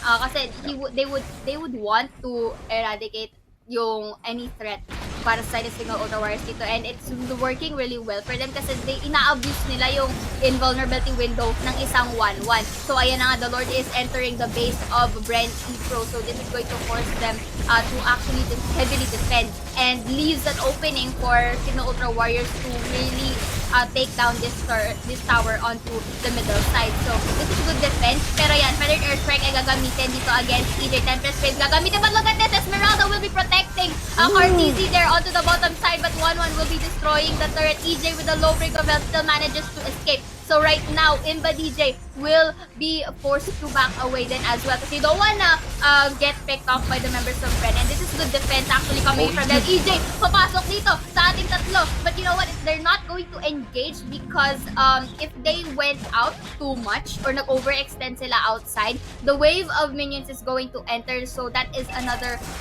opening for Cignal Ultra Warriors. But being disciplined as they are, they know that they lack the numbers so disengaging is a better option. I like that Cignal Ultra Warriors know and respect the defense ng Bren Epro. Yung nawala si Janus, yeah, it's okay. Kasi naman ako sila kill, but Jujin, nice. Okay, but you know, that was the damage that Carl TZ just inflicted upon the 1-1. Dito na natin makita ay kung paano na magiging threatening si Carl TC dito. And for the winning conditions ng Bren Epro is that they have to position the Claude into the backlines and actually deny 1-1 from her being unstoppable, especially kapag ginagamit niya yung ult niya. So again, Flap TV is going to bubble up if I'm mistaken, Imba DJ right here trying to take down the mage as much as possible, falling from not gonna connect to anyone, so that they are a bit dispersed. So syempre, ang unahin nila dito is going to be the Barats na nahiwalay from the pack. And that's not all, EJ though will be taking some hits coming in from Chujin, but that is the ult of the 1-1. So it's going to, they're going to wait for that cooldown ng ult bago ulit sila pumasok. Looking at Bren Epro, losing Flap TC, this is bad. Sinabi ko kanina, di ba, na wave clear ng Bren Epro, it's gonna come from the Barats. Now, 19 seconds pa. And I think that it could be very easy for Cignal Ultra Warriors to actually push bottom lane. Naipit si EJ dito na ating backside. Of course, Ling is trying to enter here, but it's not gonna connect to anyone. But the cost of this is that they were able to take down the remaining tower that Bren Epro has. So all of the lanes are exposed. So again, they were able to give some time, or they were able to give some space para makapag-respawn muli si Flap Easy. But the cost of this is that they have to be very, very careful in engaging in team fights. Kasi if 1 or 2 casualties coming in from Bren Epro, I think the game could be with Cignal Ultra Warriors. Resurrecting soon. Important na ang items na nakita ng Malakas TV, which is the Wind of Nature. I'm not entirely sure if Cignal Ultra Warriors themselves have it. Siguro kailangan pa din na rin as the Lord is now available. Wind of Nature, guys, isang item na activatable. Normally ginagamit po ng mga carries because it gives you about it gives you 2 seconds of physical damage immunity. And Siyempre, perfect yan sa mga micro-HUD na mga cores natin. Siyempre, in that span of 2 seconds, talagang malaki ang nagiging abag. And look at this, Rhea will be having at half health here. They will be deciding to disengage. 1-1 will be aiming for Kaltizi, but it's not gonna inflict so much damage at this point. Kaltizi though will be gobbling up, will be placing him in the pin, but you know what, thing is going to abuse that pack. And Esmeralda will be having the trades right here. Everything is going to be scattered for Cignal Ultra Warriors. Sila ang napipin down dito. Look at the counter pick coming in from Bren Epro. At this point, it's going to force the lane to disengage, and this is looking good because the comeback potentials of Bren Epro is starting to go online. We'll see if that will be the case. Few will go down. Actually, ako pa sila ng kill doon. And si Coco ay mabubuhay din. So that was 3 for 2. Oh, 2 for 2. 2 for 2.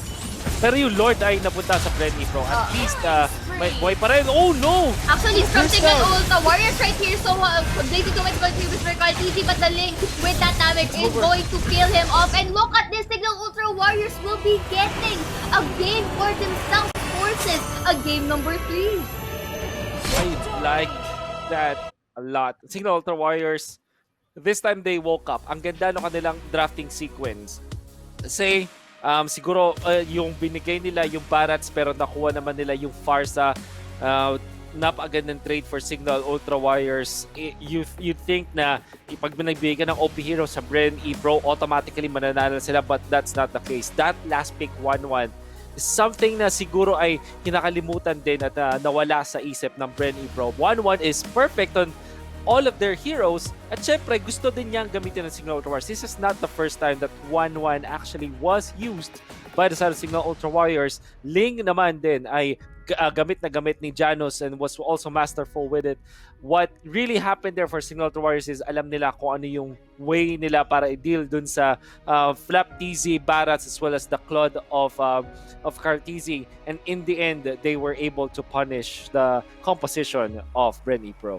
So, ayan. And the fact that Cignal Ultra Warriors really abused a lot of mishaps for the side of... Yeah. Not really a lot, but there are some notable mishaps coming in from Bren Epro. Number 1 is yung in-abuse nila yung fact na Kaltizi had that certain amount of space na before he actually goes online. And number 2, Barats here being dispersed away from the pack.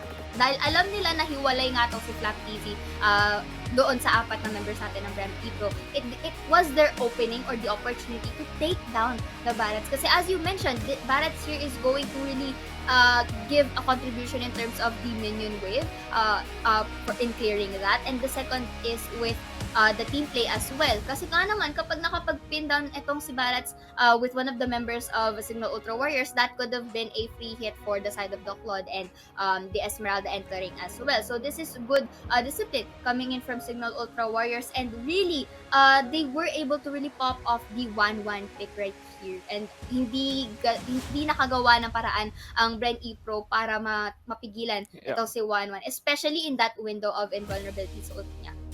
Yeah, I think that apart from those what you just said, ang siguro naging fault din ng Bren Epro na masasabi ko is that they relied on just one single core na parang ang hirap na iwan na ngayon sa pagpa-farm. We'll see the highlights on how Cignal Ultra Warriors again utilized their strength in the early game para pahirapan si Cartesi sa pagpa-farm. Janus was also phenomenal with this Ling, at nakita natin na ang team katulad ng Bren Epro ay kaya ring talunin ng isang semi-bagong team na Cignal Ultra Warriors. At least may mga bagong players na Cignal Ultra Warriors. Yes, and this is again the good way to actually establish their names right here. And again, the Farsaw is just also on point with the feathered airstrike here, and as well as the Ling with the Tempest Blades. Kasi alam niyo kung sino yung una niyang tatargetin, and that is one of these squishier heroes for the side of Bren Epro. Looking at this, really having this turtle take for the side of Bren Epro, and gets the shutdown. So that those were just highlights then for the side of Bren Epro. But looking this once more, si Janus Tito really knows to take down the Cartesi here and following up EJ. And basically, nagtutulungan sila dito. And if it's not gonna be Ling, it's going to be the 1-1 for sure. Cartesi, many times in this game, nahirapan siya. Dumating sa point na si Rhea I think nagkaroon na ng blade armor and all those tanky items, which meant na hindi na enough yung damage. Kita mo yun si Cartesi, one feathered airstrike from a support, which is Imba DJ. Natutunaw na din agad siya. This is the main problems on having a Claude.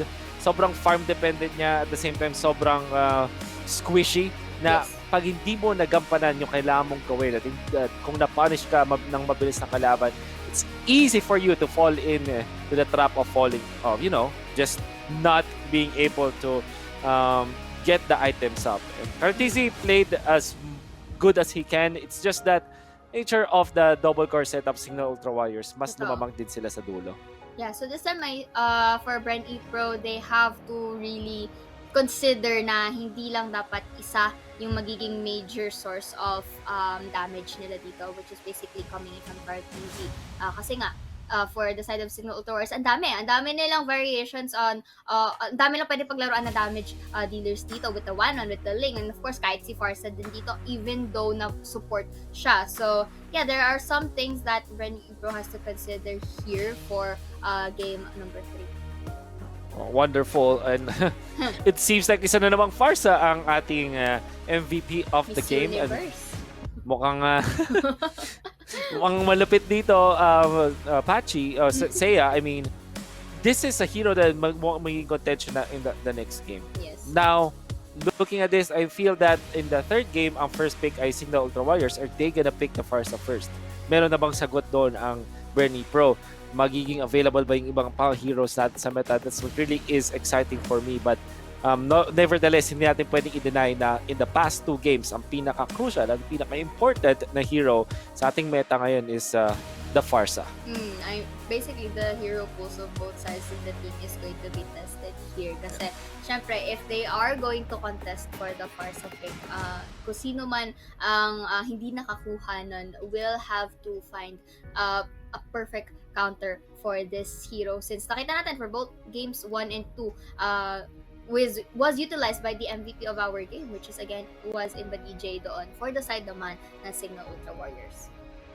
And I want to say, Cignal Ultra Warriors, well done. I hope that we can see something of something that's close to it. Kasi past 2 games nila, they were dominant in the early game. Nung game number 2, mas na-close out nila yung laban at hindi nila pinakawalan yung control ng early game. So baka nagkaroon na ng shift in momentum when it comes to the Cignal Ultra Warriors playstyle, and that's for the good. Para nga naman makabawi at makabalik na sila dito sa ating group standings. Yes, so will Bren Epro finally set their footing and win this third game? Or baka naman ito na yung redeeming series for the side of Cignal Ultra Warriors? But we will be finding that out for our game number 3 when we come back.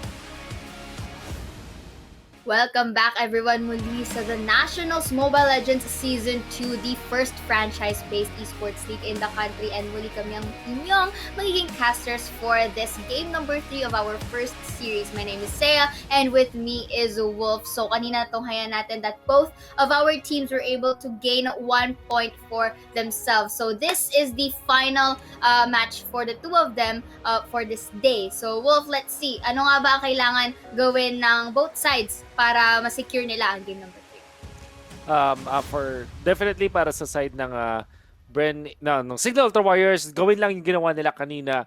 Siguro wag lang yung literally the same draft. Parang medyo ganun yung tema. Una is gandahan nila yung panggulat nila sa draft, yung trades na nakukuha nila mas maganda dapat. Then syempre dun sa mismong gameplay nila, wag din nilang hayaan na hindi mawala yung control nila sa early stages. Kailangan ganun pa rin sila kalakas. Now, for the side of Bren Epro, what they need to do to win this game number 3 is just to repeat what they did with game number 1 and don't do what they did in game number 2 kung saan wala silang fallback plan. No, game number 1, alam nila kung paano i-macro yung laro. But game number 2, dun sila nagkaroon ng problema kasi parang iisa lang yung pwede nilang gawin. And I think that's one considering game number 2. Tingnan nga Game number natin 3. kung makikinig nga sila sa'yo, Wolf, as we will be heading on to the drafting phase of our game number 3 first series of the day between Bren Epro onto the blue side and Cignal Ultra Warriors onto the red. So this time, Bren Epro respected the Farsa capabilities then the Cignal Ultra Warriors, and they will be banning out the Farsa. So both of our teams won't be utilizing this. Understandable kasi during the games of their own, ito yung naging MVP din ng game natin basically. So you don't really want to give that to either of our teams. But still, para sa Cignal Ultra Warriors, Brody is out of the board. We'll see, since we already banned mga crucial heroes like the Farsa, at this time Bren Epro naman yung first pick, na feel nila na yung traits na ginagawa ng Cignal Ultra Warriors, doon sila nalulugi. So this time, I think that it's much better kung yung triple B na lang iba ng Cignal Ultra Warriors. Kasi pag binigay nila yung Barat sa Bren Epro, wala silang mas magandang makukuha. Like, there's no Farsa, there's no Valier that they can pick up agad. Well, I honestly feel that for Cignal Ultra Warriors, it's much better if they just ban the Barat since third ban nila. Ngayon naman sa Bren Epro, baka Jawhead pa rin yung kanilang iban sa third ban nila. True. And although the Barats nakita natin kanina was really taken down by Cignal Ultra Warriors during game number 2, you can't really deny yung capabilities ng isang Barats, especially when engaging in team play. Kasi siguro nung game number 2, hindi lang siya nag-pop off kasi siya nga yung usual na nahihiwalay. And I think that is what Bren Epro is thinking right now. Na okay, kahit na hindi siya we weren't able to use this, I think it's better if we don't give it away against Cignal Ultra Warriors right here. So the triple Bs are not gonna be into play. So for the side of Cignal Ultra Warriors, I guess they could ban out either the Khalid or the Jawhead. Kasi if not, I think that could be an opening for Bren Epro. You're right. Khalid, Jawhead, and Selena, yan yung mga heroes din na pwedeng i-consider. Cignal Ultra Warriors na iban. Yeah, I think I'm leaning more towards a Jawhead for Cignal Ultra Warriors. Kasi pag na-pick yung Khalid for Bren Epro, they still have Valier and Slash or Selena to pick. So, instead, they banned Selena. So, bibigyan nila yung Khalid and Jawhead.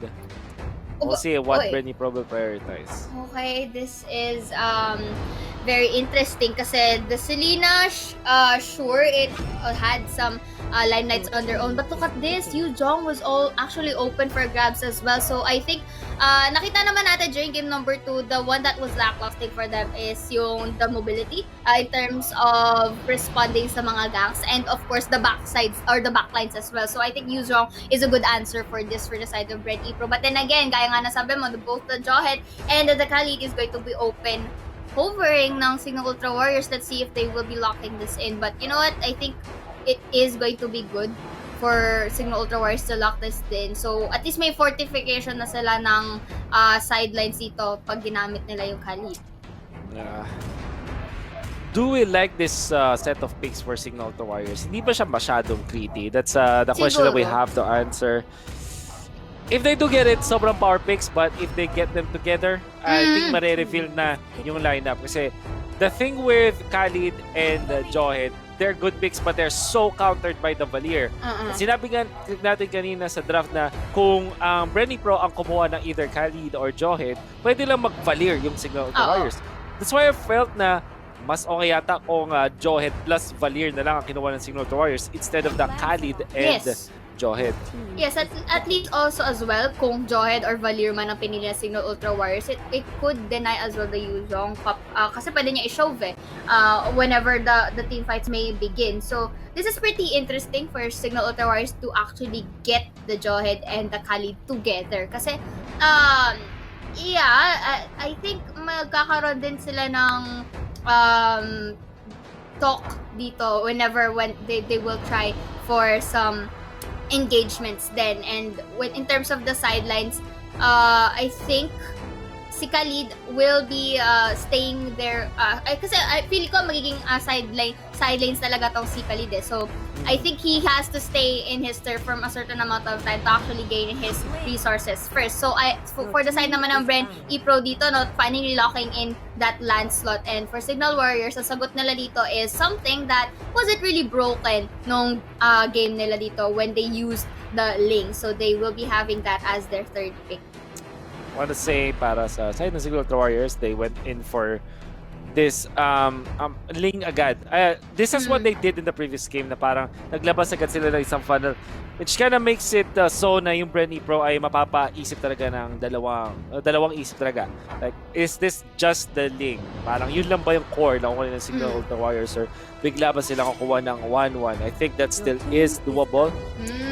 Esmeralda ban for Cignal Ultra Warriors. I think that Bren Epro should consider banning now yung 1-1. Instead, ayun, sakto. Dinan nga nila.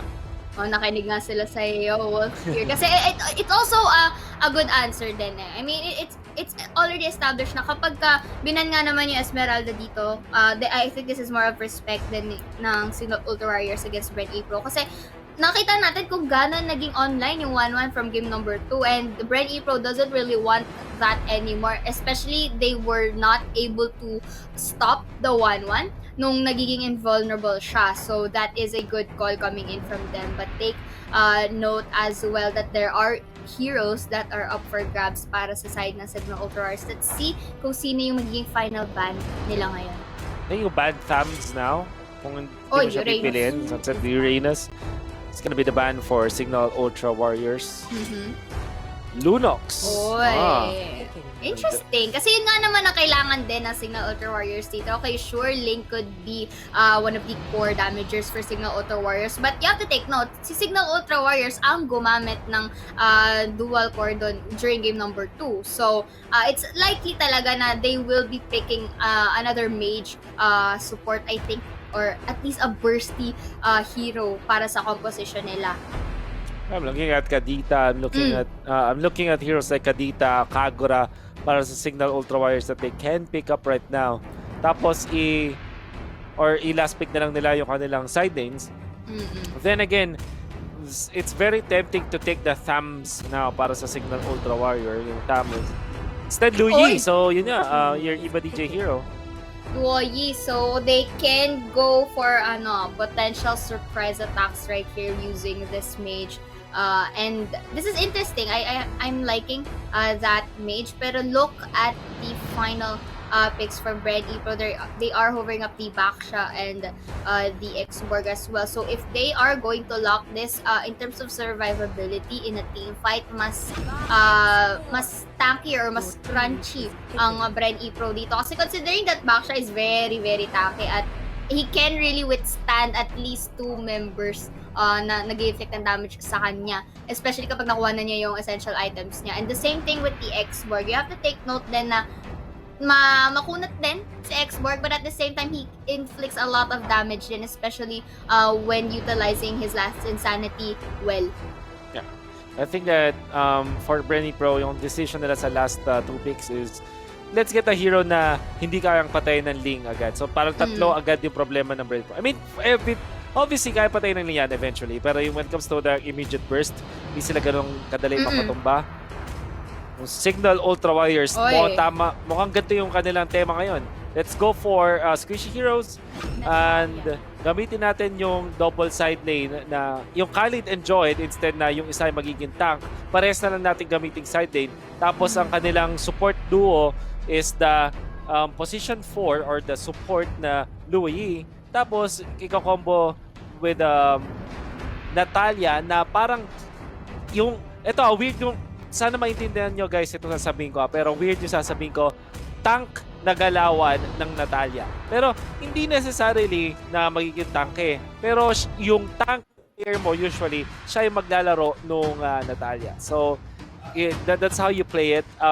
You're gonna pick up the mask tapos magiging papanggulo ka sa jungle at sa mga side lanes. I understand your thought about that with Natalia being a tanky kasi it's already established that ang Natalia dito with her being invisible, mag-assassinate talaga siya from the backlines. And yung pagiging tanky niya yon is to at least fortify her na makakakuha siya ng pick-off at the same time makakaalis din siya. Kahit sabihin natin low health pa yan. At least it's enough na makapag-pick off siya without her getting picked off as well. So, that is one factor that we have to consider. Pero ang nagiging fear ko lang dito for the side of Cignal Ultra Warriors is that the composition of Bren Epro here is basically crunchy. So, ang worry ko dito if kung si Natalia hindi makapag-pop off when the mid game comes, ano yung magiging damage niya dito? But you know what? We will be starting off with our final game right here as this tournament is again under the supervision and regulation of the Games and Amusements Board. This is the deciding match for the side of Cignal Ultra Warriors and Bren Epro. You can see naman sa side ng Cignal Ultra Warriors, mga ganun nga yung tama nga ating ulit sa Natalia, gonna be picked up as a tank. Pero naka-high end drive pa rin yan. Yung is in trouble. Nasa place yun na nga yung talo. Oh, first blood goes in favor. Warriors. Yun yung strength talaga of Seiya ng isang position 5 or ng tank na Natalia. Tapos mapapansin mo mamaya, kung pagtapos na siyang manggulo sa may mid lane or dun sa funnel ng kalaban, ang susunod niya gagawin is magbibigay siya ng pressure sa may side lanes. Which is what a fundamental thing to do pag meron ka nga namang Natalia sa composition mo. And yeah, I think for the side of Cignal Ultra Warriors, they can work this out if nag-pop up nga yung Natalia dito. And it's good. It's a good call na he was able to take down the few as early as possible. Pero I think they will be going for a trade right here. But no, Luoyi will be taking down one actually, few off the board. Cortese low break of health. Janus on the terrains will be taking the Lancelot down. And EJ here, mako-corner na tatlong members and that's going to be a double kill for Janus. So this is good economy now for Cignal Ultra Warriors. Wonderful start from Cignal Ultra Warriors. Napakagandang open-ended drafting. Nakita natin Cignal Ultra Warriors, biglang naging ang flavor na kanilang drafting is hindi sila ma-predict na kalaban. Yes. And that's a wonderful, nice, wonderful last pick na Natalia na pwedeng makatalo nga ngayon sa Bren Epro. I wanna say na kapag nag-late game na ay mahihirapan si Ultra Warriors, but they keep on doing this, pag-kill lang sila ng kill, kaya nila tapusin itong laban ito ng mabilis. Slap TC right here facing off with 3 members of Cignal Ultra Warriors will be knocked out by the Jawhead, and of course the Ling is gonna go for that finish. So that is already 3 kills with no deaths for the Ling. So this is good economy from him all throughout. And gaya nga ng nasabi mo, this is really a good start for Cignal Ultra Warriors. At kapag pinagpatuloy na nila ito until mid-game, it's going to take some time for Bren Epro to have their compositions in a crunchy position. Or in a crunchy... kumbaga mararamdaman mo lang yung pagiging makunat nila in the later phases pa. So this is good kasi if Cignal Ultra Warriors is going to have this early game aggression, look at this though! Rey is gonna go in with that Coco here, but Xborg is going to use his flames in trying to shove it away, but the Khalid is also there to actually go and to finish him off, and EJ is going to roll here for a consolation.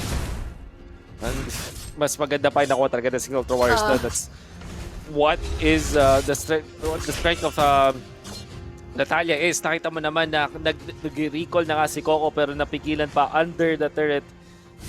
Oh, it's gonna be important for Cignal Ultra Warriors to keep this tempo up. Napakalaki na kanilang lamang ngayon. Pero hindi sila pwedeng madapa. If they stop their pressure, makapag-farm si Lancelot, then it's gonna be easy for Bren Epro to turn this one around. And again, look at this. Carl TZ is going to be swooped by Aloy, but enough to actually disengage and go to safe haven. But again, take note, uses his ult there onto Rhea and will be using his skills to go into that turret. Pero you know, Rhea is just too powerful at this point, but Valir will be having a prize of his own, shutting down, actually taking down Rhea into that fight. And si EJ dito tries to poke it away, but Cignal Ultra Warriors know how to prioritize yung objectives nila dito. TZ is gonna be moving onto the top lane. Nice figure out from there. Pero habang nangyayari yun, Janus already able to take the turtle for himself. Ang ganda ng ginawa ni Der doon. He waited for the right moment to pop the ultimate. Oh, this is great. Wait. This. Hindi umabot si Flapty sa pagkanyang recall here, and Temple Space for Janus is going to be used to deplete his health. Not really hesitating to go in, and Rhea will be having that assassination kill, and Q is not going to stun him out, but Lancelot is going to pin Rhea down. And look at this, the trades coming in from Cignal Ultra Warriors, depleting Lancelot's health by a half, and that's not all here. And look at this, EJ will try to at least secure Imba DJ up to this point. But Janus, again, dahil nga he was already establishing a certain level of threat, will be depleting Cartesi's health. And Jawhead, look at this! Power dive with no hesitations, and it's just going to wipe out 3 members of Bren Epro on the top side. Oh my god, Cignal Ultra Warriors at a different level at this point. Ang ganda ng pagkapit. Yung DJ, siya yung hinabon at hindi pa rin siya namatay in the end. Now, Rhea's vision onto Flapty allows Janus to go and dive and surely makuha ng kill dun sa Yuzong. 13 kills in 5 minutes and 30 seconds. Cignal Ultra Warriors on a roll. This is actually looking good for Cignal Ultra Warriors kasi this is also a possibility for Bren Epro to actually not have that comeback potential. Kasi if mapapansinin mo, with all the economy that Cignal Ultra Warriors has, they really need to put in some effort if they want to even out the odds para sa Bren Epro. But I don't want to discredit them just yet. I think it's just a matter of them avoiding themselves to be picked off one by one. Kasi yun yung nakita natin trend ngayon eh. Again, so this is what happens. Both for Luoyi, Lancelot will be having the kill, but there is going to eject EJ, will be going into that tower, and this is not yet all that displays against Carl TZ right here, just utilizing that space, was able to dash away to safety, and the Valir is going to have that shutdown kill. But you know what, Joel, it's going to prioritize the tower first para meron sila map control, and Natalia is really gonna finish that Valir off the board. Phil with a wonderful usage of the Valir para makakaroon ng punish. Chujin also maximizing his strength against this export. Gonna be able to run away as well. Oh, kahit sliver of health. HP is there. Coco with the flicker. Anti-flicker mula kay Chujin. Everybody just outplaying each other. But this is a big win para sa Bren Epro. Taking down Janus finally. And if they do secure this turtle, it's great. Pero si Rhea! Okay, so the turtle is going to be secured by Cartesi right here. Rhea is going to prioritize Cartesi, but with the help of Coco, will be shoving her off. But the flicker gagamitin kay Luoyi. And again, tries to save himself with that skill, but Luoyi is just too far from that point. So si Ling dito will be taking another one. Valir is going to have that trade. And this is going to force Valir now to go back. And plus tower onto the bottom side for the side of Cignal Ultra Warriors. We are now seeing the momentum is really being dictated by Cignal Ultra Warriors. Wonderful play coming out of Cignal Ultra Warriors. Binigyan nila ang turtle dun sa Bren Epro, but at the same time they were able to punish with better kills. I would say napakaganda ng diversion play coming out from this Luoyi. Nandun sa may bottom, tapos nakakuha pa siyang double kill. Yes, he died, but he went in to get double kill, tapos nakakuha pa siya ng third. It was worth it. And speaking of worth it, that is the time that plays here. Enough to show away Carl TZ para di siya makapag-engage and fight. Coco will be trying to defeat Chujin's health, but EJ is also there into the vicinity, but this is already a 3 versus 2 fight. Natalia abusing that low health of an EJ, takes him down. Si Yu Jong here tries to take control of the Luoyi but was able to teleport to safety. At hindi pa sila tapos dito. They're right here, will be disengaging here. And this is, I think for Bren, has to really back away at this point kasi nakita mo naman yung damage na binigay ni Luoyi against RTC. It really hurts, diba? It really hurts. So you don't want to really force the issue and just back away. Cignal Ultra Warriors, kanilang pwedeng gawin ngayon is pressure lang ng pressure. The third turtle is very important because they don't want to give it to the Lancelot. Looking at the late game matchups, siguro problema ng Warriors dito is yung kanilang side lanes na weaker when it comes to scaling. Like Huzong and Xborg will trump the Johed and Khalid kung damage output lang usapan. Pero yung mid lane matchup naman, like Ling versus Lancelot, always will favor Ling in the late game. But speaking of this, Last and Santi gagamitin dito in the tight space onto the jungle side, and Valir is going to take down the Khalid. And this is a good opportunity for Bren to go inside as Yuzhong will be taking down Luoyi, yung isa sa mga masakit para sa side of Cignal Ultra Warriors. But let's see if there is going to be a comeback potential as Reyla will be going in, taking down the Yuzhong for that trade. Coco here is just going to at least poke Rhea out and to disengage that team fight. But you know what, I think they are not giving up just yet, but the control into this mid, into taking down that tower is in the hands of Bren Epro now. So again, we are starting to see a bit of a shift in terms of momentum kasi unti-unti na nilang na-identify yung paraan kung paano i-eradicate or i-take down itong Luoyi na nakikita natin naging masakit against Bren Epro. Cignal Ultra Warriors fought in a fight na lugi talaga sila. Once around the buffing, you will understand kung ba't nila kinokontest yung part niya. Siyempre, anti-Lancelot. Janus gonna be trying to push top lane. Okay. The turret, is it going to take him down? Oh, but that lifesteal. lifesteal is enough to save him. That is basically his saving grace. Pero that was a bit of a question in play going into a tower dive back there. But at least he was able to save himself with that casualty. And you know what? As you mentioned, Cignal Ultra Warriors, pumasok sila in a sa luging paraan. But you know what? Rhea is going to take that back by taking down Carl TZ. So this is a bit difficult for Bren Epro kasi wala silang form of entry. And right now, it's nice that they called to disengage into that fight and at least just protect the remaining towers that they have kasi they don't really want to give as much control, lalo na kung nakita natin that Cignal Ultra has the upper hand so far in terms of kills and economy.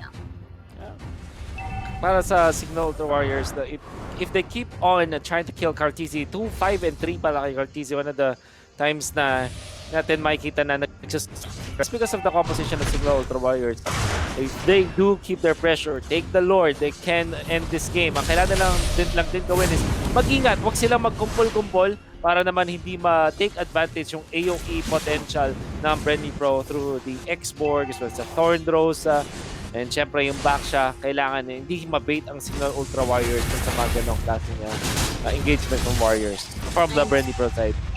This is where the play of Cignal Ultra Warriors in terms of unpredictability is gonna happen. Look at that. Janus not hesitating to enter into EJ kasi alam nila na yung majority of the people of Bren Epro is into the middle side. So pwede silang maka-engage ng at least isang pick-off dito to deny any more advantages for the side of Bren Epro. So Flap TZ will try to poke Rhea here, but Rhea is just basically going to hide onto the brushes and have a take two of things. And especially with Yuzong and Xboard with half health, you have to take notando din yung Luoyi to really stand them on guard and shoving them away while Janus and Johed takes this Lord. So this may be their first Lord na uncontested kasi yun nga, na-shove nga sila away. So, and Call TZ a bit struggling right here into getting the buffs essentially intended for him. Kasi nga na dun si Rhea and the unpredictability of this Natalia is making Bren Epro fall back. You don't know where he is coming from and really don't have any contention for that. Kita mo naman si Dare just using the ejector. He's even missing that retribution play. Buti na lang walang knockout coming out from the Warriors. If they didn't have the blue buff or the purple buff. Sobrang hirap na yan. You have to take note, it's already hard for Cignal Ultra Warriors at this point dahil may Lord, for Bren Epro, dahil may Lord ang Cignal Ultra Warriors. Kaya kailangan ganda kasi ng wave clear. Pati natin kung para na-defense yung bottom, kung hindi mangyari, ang bilis masyado. Okay, so EJ here was able to place himself but was ejected by there to deny that initiation, and FlapTZ is going to force himself to back away because you don't want to get as much casualty. Kasi alam din naman niya na that Baksha is going to survive that fight. Tetris plays however out to the top side is going to deplete the health of KarlTZ, pero luckily for Coco was able to show him away. Hindi nila napatay si Lancelot doon, and Yuzong will be taking a kill for himself, taking down Janus. So merong opening ngayon ang Bren Epro to actually go for some fights right here. At nakikita nila may struggle dito si FlapTZ, but FlapTZ is going to turn the things around as they will be taking down Luoyi. Not yet over here as Lancelot is going to try and actually defeat Sujin right here. But look at this life steal coming in from the Khalid right now. It's going to take them some time before they actually take down Sujin, and he actually survives. So magiging adjustment dito ng Bren Epro is to transition to Rhea, but Rhea luckily was invisible at hindi siya nakita ng Lancelot. Man, so close. So many outplays coming from Cignal Ultra Warriors, pero much better yung outplays naman nagawa ng Bren Epro, baiting Janus in. That was a costly mistake sana para sa Cignal Ultra Warriors. Buti lang na-take nila yung sarili nila doon. They did take the turret into the bottom lane, but in expense, mukhang nakakabawi ng momentum ng Bren Epro. You don't want to give that to them, honestly. Cignal Ultra Warriors, baka huling best na nila pwedeng magkamali yung time na yun. Oh, kasi if they were to create a mistake, we don't want to discredit din kasi yung comeback potentials ng Bren Epro dito. Right. But you know what? For Cignal Ultra Warriors, they are doing pretty well in terms of their economy at kung papaano nga ba nila kung sino nga ba rather ang uunahin nila in terms of target. So EJ once again rolls in right here to invade EJ and Sujin, and you know what? This is a teleport for Luoyi to back away right now, and this is going to be abused by the Yuzong, taking that kill. So wala na si Natalia off the board. So again, another opening for Bren Epro to take this comeback. Life steal potentials of Sujin just to real. But look at this link from the backline. Will be taking down KarlTZ dun sa likod. And EJ with the low health tries to run away from the Khalid, pero it's going to be messy as Jawhead will be taking down the Valir, one of the core damagers of Bren Epro. So si FlapTZ here really struggling to survive as Ling will be taking his life away. Ejected doon sa tatlo ng Cignal Ultra Warriors here. The immortality is going to pop off, but it's not going to be enough to save the life of Coco. Oh man, the graver mistake from Bren Epro, pero nice outplay coming out from Janus, and may diversion play na naman dito sa may baba. Pupush na nila. They want to end this. Oh my This is God. going to end pretty well. They're doing it. This is a beautiful teleport coming in from Luoyi, and with that diversion play, Cignal Ultra Warriors is taking game number 3 with a 2-1 score. Oh my God, Grabe. Cignal Ultra Warriors. We were saying na kailangan na nilang manalo ng isang series. We're saying that they need to take games off of Bren Epro. But instead, nanalo sila ng 2-1 in a dominant fashion. Yung game number 1, medyo nadapa sila after controlling the first stages of the game. But game number 2 and game number 3, they kept the pressure up. At natatalo sila minsan, dahil malakas naman talaga yung Bren Epro when it comes to outplaying. But in the end, much better yung nangyari mga outplays coming off of Cignal Ultra Warriors. Janus was great and phenomenal this game. Impa DJ with those diversion ultimate plays. Napakagandang pag-recover mula dito sa side ng Cignal Ultra Warriors. Cignal Ultra Warriors really know how to utilize their draft ngayon kasi the level of unpredictability coming in from the Natalia here as well as the Ling. So basically hindi alam or it's going to really give a hard time for Bren Epro a pin out kung saan manggagaling si Rhea dito, and it really worked well for Cignal Ultra Warriors. And you have to consider as well yung diversion plays na ginawa ng Luoyi, taking a double kill dun sa baba, if you remembered. Makita natin yun mamaya, and as well as the Ling with the final play onto that base, takes down EJ kung daw nagkakamali, and Luoyi just teleporting there sa base for more aid towards that lane is a good way to finish game number 3. Ang ganda nung progression for Cignal Ultra Warriors. Yung game number 2, I think sobrang importante nung drafting ng game number 2 para mapareact din naman yung Bren Epro sa game number 3. Tapos may kakaiba din na ginawa ang Cignal Ultra Warriors in this particular game. Like the last picked Natalia. Di ba, naalala mo sa if you look back, and even the viewers, I said na pangit na kunin agad yung Khalid plus the Johed. Kasi alam mo na Johed will be tank, Khalid will be side lane. You don't want to be as open as that. But then again, bigla lang lalo pang binago. Finlip pa nila Natalia last pick, which is the support or the tank or the position 5, tas double side lanes yung Khalid Johed. May innate weaknesses yon, pero nakita natin sa Cignal Ultra Warriors, maybe through the highlights, we can see how they utilized the early game tempo of the killing machines that they have. There came a point, Seiya, 13 kills in 5 minutes and 30 seconds. Yes. Napakataas nun. Napakalaking bagay din yun para sa Cignal Ultra Warriors kasi it really gave them that breather na okay, the comeback potentials of Bren Epro is possible, but the thing is meron kaming may agwat, meron tayong advantage, and Cignal Ultra Warriors just abused that advantage right here. So if you've noticed, really denying Flap Easy here onto the top side. And this was actually good plays coming in from them. Nagpapalit-palitan sila kung sino ang makaka-inflict ng damage sa kanya. So right here, I like it how Cartesi was able to predict that Rhea is there to go on check. But Rhea again having utilized some of the tankier items was enough again to take a kill and to back off safely na hindi rin siya namamatay. Rhea, yung mga sacrifices niya rin dito minsan, it's okay kasi lagi siyang trade. Again, you have to take note, utility support lang talaga ang role nun. And Janos was also playing this well. Nakita mo yung mga outplays nila dito sa 5-minute mark, and it will be inflating unto 13 kills in just 6 minutes of game time. Yeah. And Cignal Ultra Warriors talaga, napakaganda nung kanilang pinakita dito. Ito, let's see, we now nakita natin kanina that Lancelot was able to take down Rhea, and the Johed, will be going for that trade. And the placements talaga ni Janos dito in a tight spot was good. He was able to really deny him from further getting all of those kills. But you know what? At the end of the day, it's how Cignal Ultra Warriors really called their shots. Kasi at this point, alam nila kung sino unahin eh. So this is the part where Luoy, if I'm not mistaken, was able to get a double kill and taking down Coco, and at the same time uses the first skill para ma-shove away and takes the kill another.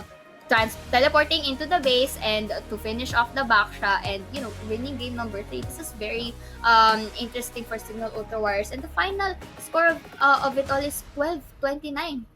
Yep.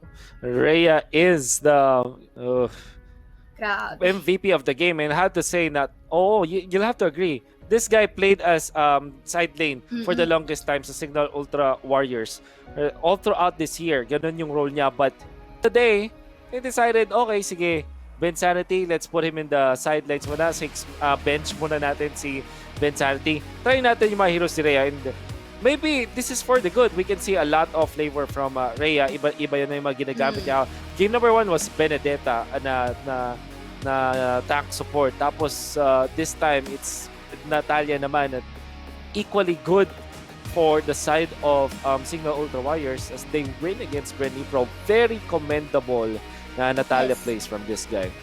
Say this is one of the spicy games na pinapakita ng Cignal Ultra Warriors dito kasi syempre we had the impression talaga na it might not look good with the first 3 picks of Cignal Ultra Warriors, but that Natalia really shrugs that impression off. So this is really the redeeming series for the side of Cignal Ultra Warriors. 100%. I love the fact that Cignal Ultra Warriors, para makabawi sila sa kanilang losing slump, nag-prepare sila, pinaghandaan nila yung kanilang katapat, which is Bren Epro.